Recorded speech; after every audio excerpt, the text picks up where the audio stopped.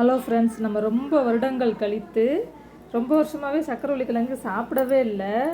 இப்போ பாருங்கள், இன்றைக்கி நியூ இயருக்கு எங்கள் வீட்டுக்காரரு வெளியில் போயிருந்தாங்க, சக்கரவள்ளி கிழங்கு வாங்கிட்டு வந்திருக்காங்க. பாருங்கள், சூப்பராக நல்லா பெரிய பெரிய கிழங்காவே வாங்கிட்டு வந்திருக்காரு.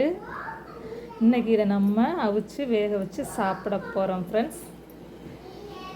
சக்கரவள்ளி கிழங்கு வாங்குறப்போ அரக்கு இருக்கா அப்படின்னு பார்த்து வாங்கணும்னு அம்மா சொல்லுவாங்க. ஆனால் அது பார்க்கவே நல்லா தான் இருக்குது. அந்த மாதிரி தெரியல, அரக்கு இருக்க மாதிரி தெரியல. நல்ல கிழங்காக இருக்குது ஃப்ரெண்ட்ஸ். நம்மளோட சேனல் மதுரை பாண்டிச்செல்வி சேனலை லைக் பண்ணுங்கள், ஷேர் பண்ணுங்கள், சப்ஸ்கிரைப் பண்ணுங்கள்.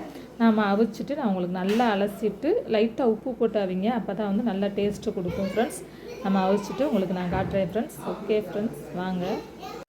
ஹலோ ஃப்ரெண்ட்ஸ், இங்கே பாருங்கள், நல்லா வெந்துருச்சு. மாவி பறக்க அங்கே பாருங்கள், எடுக்கவே முடியல, அவ்வளோ சூடாக இருக்குது.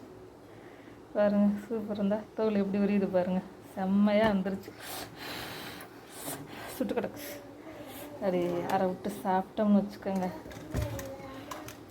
செம்ம டேஸ்ட்டாக இருக்கும் ஃப்ரெண்ட்ஸ். நம்மளோட சேனல் மதுரை பாண்டிச்செல்வி சேனலை லைக் பண்ணுங்கள், ஷேர் பண்ணுங்கள், சப்ஸ்கிரைப் பண்ணுங்கள்.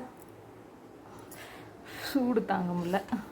பாருங்கள், வேக வச்சாச்சு. வாங்க, தோலை நல்லா உரிச்சிட்டு அப்படியே லைட்டாங்க பாருங்கள், அப்படியே சூப்பராக இருக்குது ஃப்ரெண்ட்ஸ். நல்லா கலராக இருக்குது பாருங்கள். இப்படி இருக்கணும் கிழங்கு, அப்போ தான் நல்லா டேஸ்ட்டாக இருக்கும்.